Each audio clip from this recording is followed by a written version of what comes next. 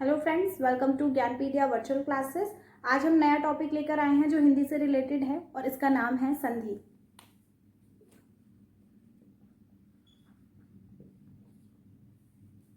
आज के टॉपिक का नाम संधि है। देखिए, संधि का यदि हम नॉर्मली मीनिंग देखें तो संधि का मतलब होता है जुड़ना। जब भी दो या दो से अधिक चीजें आपस में जुड़ती हैं तो उसके लिए संधि शब्द का इस्तेमाल किया जाता है। संधि शब्द जो है उसका मतलब ही जुड़ना है। संधि का मीनिंग होता है जुड़ना।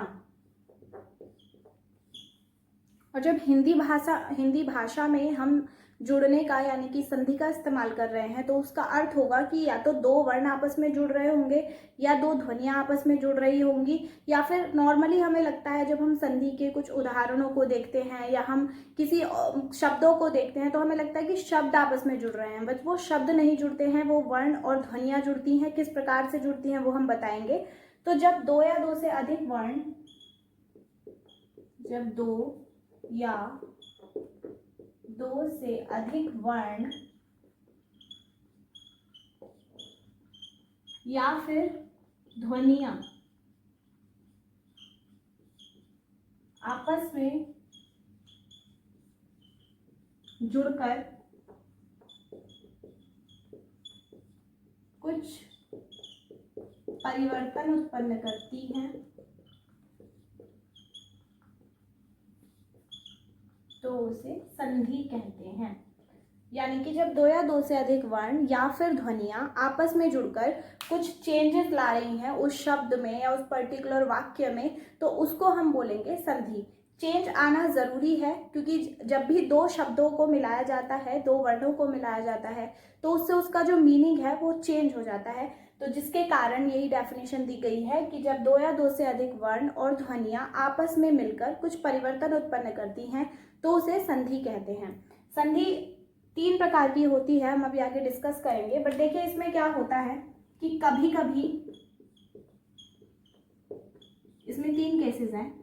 कभी कभी क्या होगा, जो शब्द होगा दो वर्णों को जब हम जोड़ेंगे तो एक वर्ण में चेंज आएगा, एक वर्ण बदलेगा या फिर दो वर्ण बदलेंगे, या तो एक वर्ण बदलेगा या दो वर्ण बदलेंगे, या फिर एक वर्ण जो है वो खत्म हो जाता है, सिर्फ उसकी ध्वनि रह जाती है, एक वर्ण विलुप्त हो जाता है, उसकी ध्वनि रह जाती है, या फिर जो नया वर्ण है एक नया वर्ण उस स्थान पर आकर जुड़ जाता है, एक नया वर्ण जुड़ जाता है।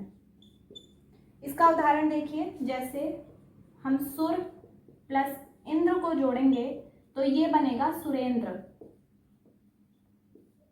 ध्वनि तो बनी, जो ई की ध्वनि थी यानी कि जो ई की ध्वनि थी वो र के साथ मिलकर एक ही मात्रा में तब्दील हो गई।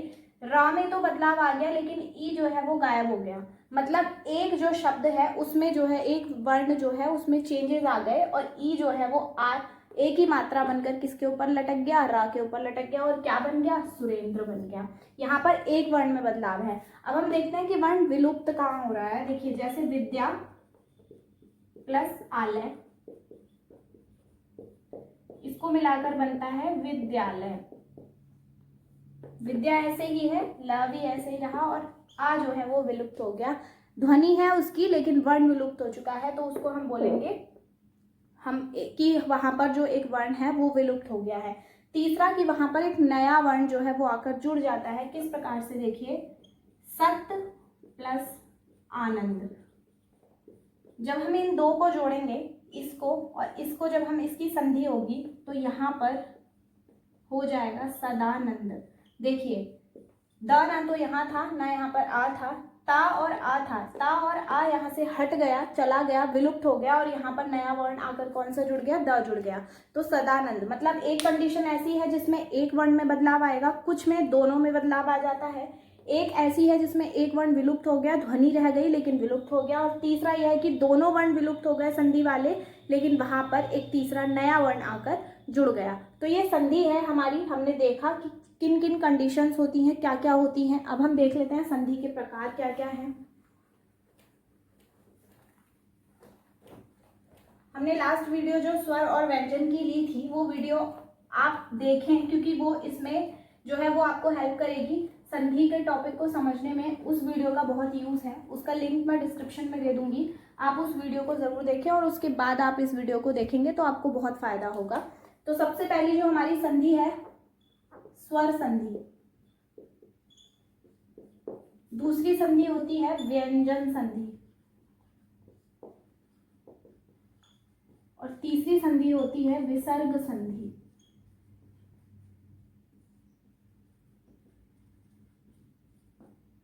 पहले इन तीनों के बारे में थोड़ा थोड़ा जान लेते हैं, फिर हम इनके अंदर का पढ़ेंगे कि इनमें क्या क्या है। देखिए, जैसे इसके नाम से ही स्पष्ट है स्वर, इसके नाम से ही स्पष्ट है व्यंजन और इसके नाम से स्पष्ट है विसर्ग। तो बहुत इजी है इनकी परिभाषाएं याद करना, इनके बारे में याद करना। कैसे? जब दो या अधिक स्वर, जब अभी मैं दो की बात कर लेती हूं, जब स्वर का मेल स्वर से होता है, स्वर का स्वर से मेल, तो वो संधि कौन सी कहलाती है? स्वर संधि कहलाती है। उसी प्रकार व्यंजन का व्यंजन एवं स्वर से मेल, देखिए यहाँ पर सिर्फ स्वर का स्वर से मेल हो रहा था, यहाँ पर व्यंजन का व्यंजन एवं स्वर से मेल होगा। या तो व्यंजन जो है व्यंजन वर्ण वो व्यंजन के साथ जुड़ेगा या फिर व्यंजन वर्ण किसी अन्य स्वर के साथ जुड़ेगा, तो वहां पर व्यंजन संधि होती है। तीसरा है विसर्ग। देखिए, विसर्ग का प्रयोग जो है वो संस्कृत भाषा के अलावा किसी भी भाषा में नहीं किया जाता। विसर्ग इसे कहते हैं, जैसे हमने कोई शब्द लिखा उसके लास्ट में विसर्ग, तो उसकी जो आवाज है वो हा की ध्वनि उत्पन्न करता है, अतः बोलेंगे हम इसको। तो इसका जो प्रयोग है वो अधिकतर संस्कृत भाषा में करते हैं, लेकिन संस्कृत भाषा का अधिकतर नहीं, मतलब पूरी दुनिया की जितनी भाषाएं हैं उसमें एकमात्र संस्कृत भाषा ऐसी भाषा है जिसमें विसर्ग का प्रयोग किया जाता है। लेकिन जो हिंदी भाषा है उस पर सर्वाधिक जो प्रभाव जिस भाषा का पड़ा है वो संस्कृत भाषा का पड़ा है। और कुछ शब्द जो है वो हिंदी में जिनका प्रयोग हम संस्कृत में कर ले, संस्कृत के उससे करते हैं, जैसे अतः हो गया, प्रातः हो गया, प्राय हो गया, ये कुछ शब्द ऐसे हैं जिनका प्रयोग हिंदी भाषा में भी पूरे तरीके से पूर्ण रूप से किया जाता है। तो सबसे ज़्यादा प्रभाव जो है वो हिंदी पर संस्कृत भाषा का ज़्यादा पड़ा है। तो इसकी वजह से हम इस संधि को भी हम हिंदी में पढ़ते हैं, क्योंकि विसर्ग का प्रयोग जो है वो हिंदी में भी उतना ही हो रहा है जितना संस्कृत में होता है। थोड़ा कम मात्रा में है, उसमें ज़्यादा है, लेकिन प्रयोग ज़रूर करते हैं। और सबसे ज़्यादा इफेक्ट जो है संस्कृत का वो हिंदी भाषा पर है, अन्य किसी भाषा पर नहीं है, जिसके लिए हमें विसर्ग संधि पढ़नी है। तो विसर्ग संधि आसान है, इसके बारे में डीप में बाद में पढ़ेंगे। बस इसकी पहचान ये है कि विसर्ग आ जाता है इसमें। देखिए, स्वर संधि का क्या मैंने बताया, स्वर का स्वर से मेल। व्यंजन संधि में व्यंजन का व्यंजन या फिर स्वर से मेल, व्यंजन से भी मिल सकता है वो वर्ण और स्वर से भी मिल सकता है वो वर्ण। और विसर्ग संधि जिसमें विसर्ग होते हैं। अब हम देख लेते हैं स्वर संधि के जो प्रकार हैं, पहले हम उनको देख लेते हैं।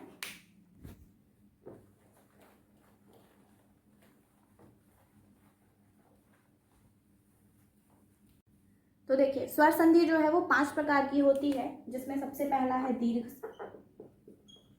स्वर संधि, दूसरा होता है वृद्धि स्वर संधि,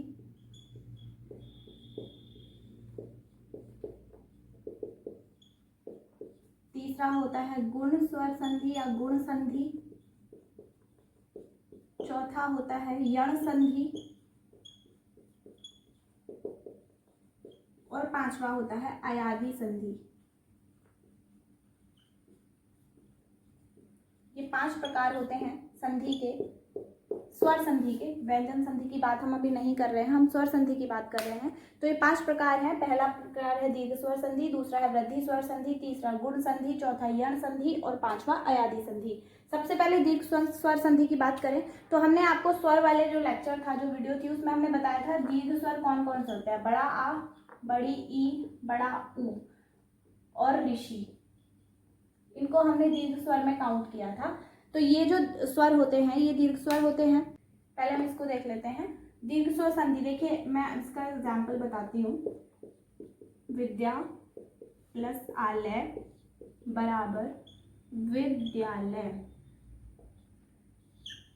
इसमें क्या हो रहा है, छोटा आ प्लस छोटा आ मिलकर बड़े आ की ध्वनि जो है वो बना रहे हैं। मतलब जो बड़ा आ है यानी कि दीर्घ स्वर है उसकी ध्वनि बनाई जा रही है दो ह्रस्व स्वरों को मिलाकर, तो यहाँ पर होगी हमारी दीर्घ स्वर संधि। उसके अलावा यदि छोटी ई और छोटी ई को मिलकर बड़ी ई का निर्माण हो तो उसको भी हम दीर्घ स्वर संधि बोलेंगे, जैसे कवि प्लस इच्छा। इसमें छोटी ई की मात्रा है, यहाँ पर ये छोटी ई, ये दोनों मिलकर बड़ी ई का निर्माण करेंगे और मात्रा लग जाएगी बड़ी ई की, मतलब हो जाएगा कविच्छा। तो ये जो ध्वनि है ये भी कौन सी संधि होगी, इसमें दीर्घ स्वर संधि होगी। इसमें छोटी ई और छोटी ई मिलकर बड़ी ई का निर्माण कर रहे हैं। इसके अलावा अगर यदि हम बात करें ऊ और ऊ मिलकर बड़े ऊ का निर्माण करते हैं, उसका उदाहरण देख लेते हैं। सु प्लस उक्ति। देखिए छोटे ऊ की मात्रा और ये ऊ मिलकर बड़े ऊ का निर्माण करेंगे और ये हो जाएगा सूक्ति। तो यहाँ पर जो निर्माण हुआ बड़े ऊ का निर्माण हुआ, दीर्घ स्वर का निर्माण हुआ, इसलिए इसमें भी कौन सी संधि होगी, दीर्घ स्वर संधि होगी। और इसी प्रकार री और री को मिलाकर बड़े वाले री का निर्माण होता है।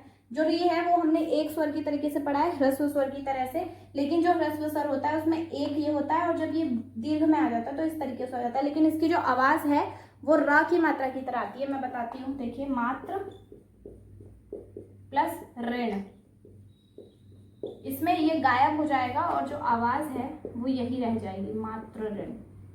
मात्र मतलब यदि आपको इसका संधि विच्छेद, ऐसे शब्दों को ना विच्छेद करने के लिए देते हैं और एग्जाम्पल दे देंगे, मात्र प्लस अण, मात्र प्लस इण, मात्र प्लस इड़, ये इस प्रकार के एग्जाम्पल दे देंगे। तो मात्र प्लस ऋण मिलाकर हो गया मात्रण। तो बड़े ऋषि की जो है इसमें वो आ गई है। अब हम इसके बाद देखते हैं गुण संधि। पहले हम गुण संधि पढ़ेंगे, उसके बाद हम वृद्धि संधि पढ़ेंगे।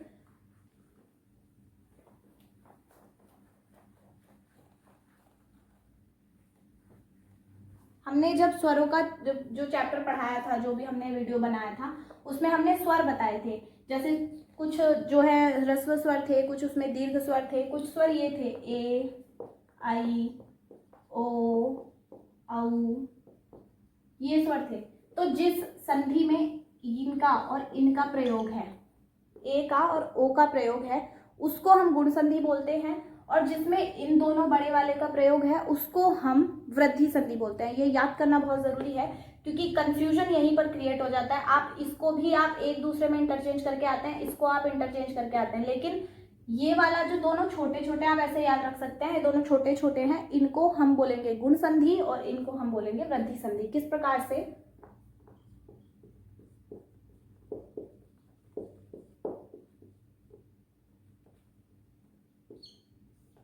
इनका बनाने का तरीका इनसे नहीं है, इनका बनाने का तरीका अन्य स्वरों की सहायता से है। जब दो ह्रस्व स्वर मिलकर ए और ओ का निर्माण करते हैं तो उस ध्वनि को, उस संधि को हम क्या कहते हैं, गुण संधि कहते हैं। ह्रस्व स्वर मिलेंगे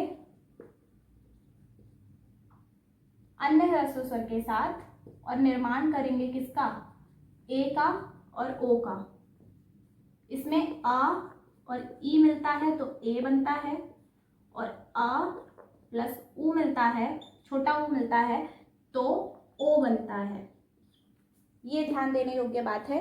ये भी ह्रस्व है, ये भी ह्रस्व है, दोनों मिलकर ए बन गया। ये भी ह्रस्व है, ये भी ह्रस्व है, दोनों मिलकर ओ बन गया। तो वहां पर जो संधि होगी वो गुण संधि होगी, कंफ्यूज होने की बात नहीं है। छोटे छोटे जो ह्रस्व स्वरों को मिलकर ए और ओ का निर्माण करती है उस संधि को हम गुण संधि कहते हैं। देखिए अब हम इसके एग्जाम्पल आपको कुछ बता देते हैं, इसके उदाहरण देख लेते हैं। जैसे उप प्लस इंद्र, ये पहला उदाहरण है। इसमें आ की आवाज आ रही है और ई की आवाज आ रही है और ये दोनों मिलकर बनाएंगे ए की आवाज। किस प्रकार से, उपेंद्र। आ की आवाज और ई की आवाज ने मिलकर किसकी बना दी, ए की बना दी, मतलब उपेंद्र कर दिया। तो यहाँ पर कौन सी संधि है, गुण संधि। इसके अलावा एक और एग्जाम्पल है, जैसे चंद्र प्लस उदय होगा, चंद्र प्लस उदय। यहाँ पर अ की आवाज आ रही है और ऊ की आवाज आ रही है, ये दोनों मिलकर मैंने अभी बताया किसका निर्माण करते हैं, ओ का। तो ये क्या हो जाएगा, चंद्रोदय। देखिए आ और ऊ ने मिलकर ओ बना दिया, आ और ई ने मिलकर ए बना दिया। तो यहाँ पर कौन सी संधि है, गुण संधि है। कंफ्यूज होने की बात नहीं है, बहुत ईजी है, आप याद कर सकते हैं। इसके अलावा हम आगे देखेंगे वृद्धि संधि क्या होती है।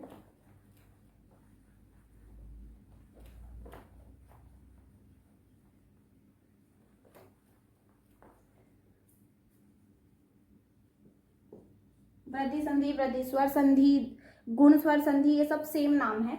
वृद्धि संधि में मैंने अभी बताया था ए और ओ का निर्माण होता है। किस प्रकार से? यदि आ और आ के आगे ए या फिर ए बड़ा वाला भी आ सकता है, ये आए तो बनेगा बड़ा वाला ए, मतलब दो मात्राएं लग जाएंगी। और यदि आ और आ के आगे ओ और औ आए तो बन जाएगा औ, औरत वाला।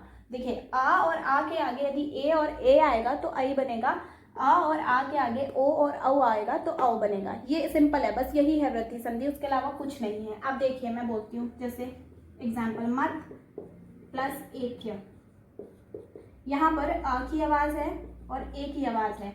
आ और ए मैंने क्या बताया, क्या बनेगा? बड़ा वाला आई। तो हम क्या, ता के ऊपर कितनी मात्राएं लग जाएंगी? दो मात्राएं लग जाएंगी, ये हो जाएगा मतैक्य। तो क्या बन गया? दो मात्राओं वाला, सॉरी आई बन गया, जिसमें लगती हैं दो मात्राएं। तो ये हमारा हो गया वृद्धि संधि का उदाहरण।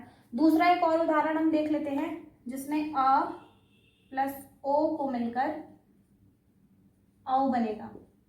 कैसे? देखिए, महा प्लस औषधि। आ मिल रहा है बड़ा आ और औ मिल रहा है, इसको मिलकर भी क्या बनेगा? देखिए, बड़ा आ और औ को मिलकर भी औ बनेगा, तो ये हो जाएगा महौषधि। तो ये वाली हमारी संधि होगी वृद्धि स्वर संधि। मतलब इसमें या तो आ हो या आ हो और उसके आगे ए हो या आई हो तब भी आई बनेगा, और आ हो या आ हो और उसके आगे ओ या औ हो तब भी औ बनेगा। तो ये वृद्धि संधि है। और गुण संधि में क्या था? दो ह्रस्व स्वर मिलकर के अब आ और ई मिलकर बना रहे थे ए, और आ और ऊ मिलकर बना रहे थे आई। वो सिंपल था, आ और ऊ मिलकर सॉरी ओ बना रहे थे, उसमें सिर्फ इन दो का निर्माण हो रहा था। यहाँ पर ये भी हो सकते हैं, ये खुद हो सकते हैं यहाँ पर स्वर के आगे, लेकिन निर्माण भी किसका होगा? इन्हीं का होगा। तो ये वृद्धि स्वर संधि है। इसके अलावा आती है हमारी यण संधि।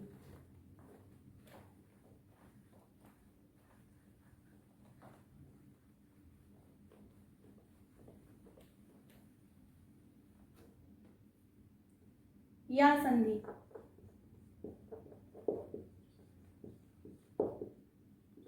देखिए, ये सब नाम से आपको याद रखना पड़ेगा। जैसे हमने दीर्घ स्वर संधि में याद करा कि दीर्घ स्वर बनते हैं, गुण संधि में हमने देखा ये और ये बनते हैं, वृद्धि संधि में हमने देखा ये और ये बनते हैं। उस प्रकार यण में जैसे य आ रहा है तो इसमें य बनता है,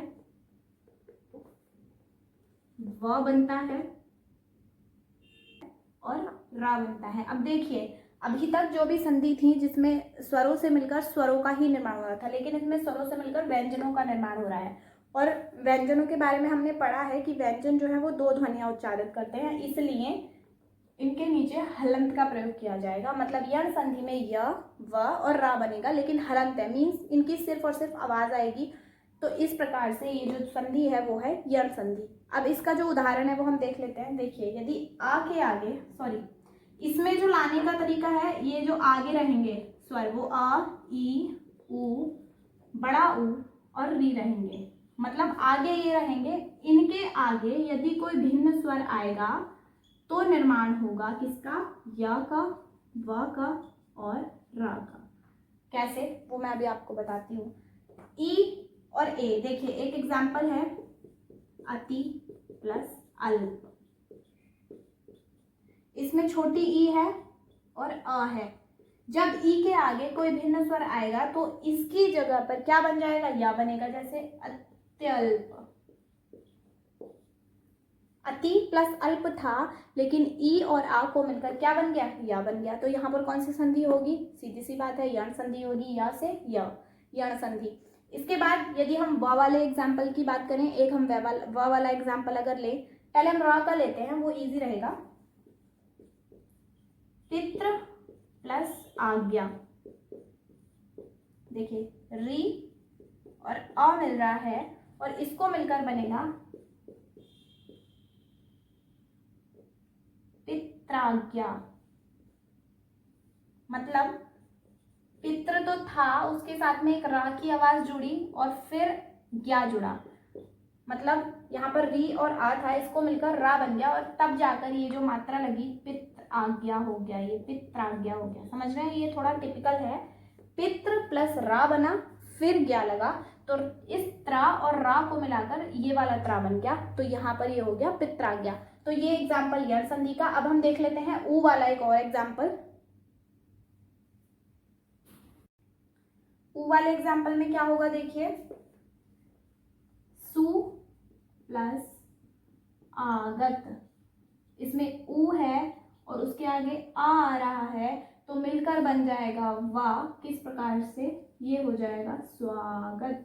मतलब ऊ और आ को मिलकर वा बन गया, तो ये कौन सी संधि हो गई, यण संधि। एक बार फिर समझ लेते हैं, जब ई ऊ और री के आगे कोई अन्य स्वर यानी कि आ ये सब आए तो क्या बन जाता है, या, वा और रा बन जाता है। एग्जाम्पल हमने देखे, अति प्लस अल्प, ई और आ मिलकर या बन गया, इसमें री और आ मिलकर त्रा बन गया, मतलब रा बन गया यहाँ पर, और सु प्लस आ मिलकर स्वागत यानी कि वा बन गया।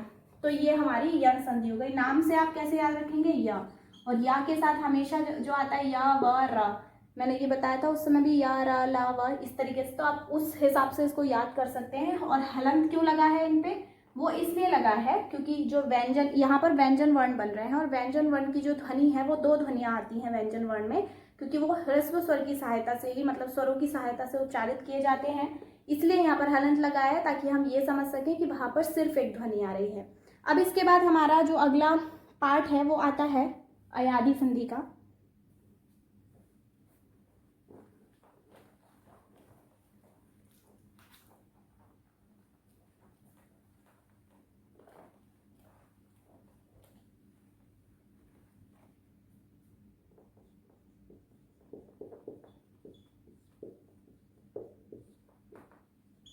अयादि संधि, जैसे हमने यण संधि याद करी, य, र, ल, व से, ऐसे यहाँ से अय से याद रखेंगे, अय, अब या फिर आव का निर्माण होता है इसमें।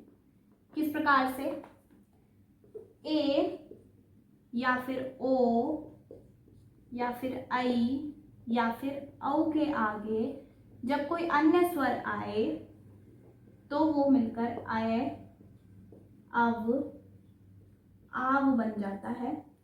किस प्रकार से बनेगा हम बताएंगे। इनके नीचे भी हलंत है क्योंकि यहाँ पर दो ध्वनियाँ हैं, जहाँ भी दो ध्वनियाँ संधि में आएंगी वहां पर हलंत का प्रयोग किया जाएगा। किस प्रकार से है, आइए देख लेते हैं।